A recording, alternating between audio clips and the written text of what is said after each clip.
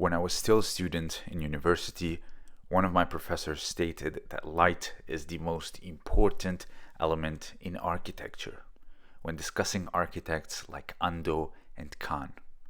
Light gives architecture a moving spirit. It's no longer a lifeless pile of stones, and it provides the people who are inside a subjective experience. Light in architecture can have a strong effect on human psychology. To understand this phenomenon, we need to dive into the concept of the sublime. In his book, A Philosophical Inquiry into the Origins of Our Ideas of the Sublime and the Beautiful, Edmund Burke gives a detailed guideline on how to spot the architectural elements that provide us with a sublime experience. The sublime experience includes awe and emotionality that surpass rational boundaries when, for example, we are in the presence of a grand mountain, storm, and of course, architecture. Edmund Burke discussed the cathedral as a prime example of how architecture creates a sublime experience through the following elements: vastness, infinity through divinity, succession and uniformity, magnitude in building, light, obscurity, and sound and loudness. The Third Reich's architect Albert Speer took these elements and put them on overdrive. We cannot talk about Albert Speer without discussing his infamous Cathedral of Light. It was designed for the Nuremberg rallies starting from 1933, ending in 1938. A total of 130 anti-aircraft searchlights were used, spaced 12 meters apart. Each anti-aircraft had a diameter of 150 centimeters. The location of the rallies was the Zeppelinfeld, capable of hosting 300,000 people, surrounding them with beams of light aimed towards the heavens.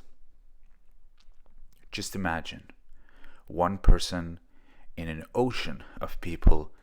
Nothing is above them but the night sky, and they feel so small and insignificant when suddenly the anti-aircrafts are turned on and there's an overwhelming sound of music. Everyone around is cheering and applauding. The sound is deafening. Far away on the elevated podium, the silhouette of a man appears. His voice is strong and assertive and echoing throughout. He seems like some sort of a savior figure. The people are starstruck. He's telling everyone they're the greatest people on earth and in God's eyes. Now the people still feel small, but a part of a great cause. Their existence matters. However, they are surrounded by nothing but enemies, draining their livelihood, threatening their peace, and they must act and fast. Factor in the difficulty of accessing proper information at the time, and every source of information was controlled by the National Socialists. The poor people simply stood no chance.